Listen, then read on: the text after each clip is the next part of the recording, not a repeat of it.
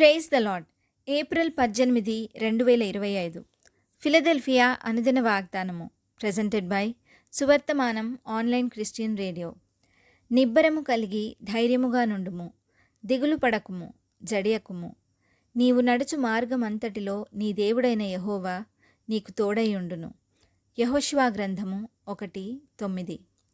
ప్రార్థన. పరిశుద్ధ స్థలములలో బల సౌందర్యములు గల దేవా, ఖైదులో ఉన్నవారిని విడుదల చేయు తండ్రి, దూతను పంపి మార్గమును సిద్ధము చేయుదేవా, మాకు విరోధముగా రూపించు ఏ ఆయుధమును వర్ధిల్లనీయని ప్రభువా, మీకే సమస్త మహిమ కలుగునుగాక.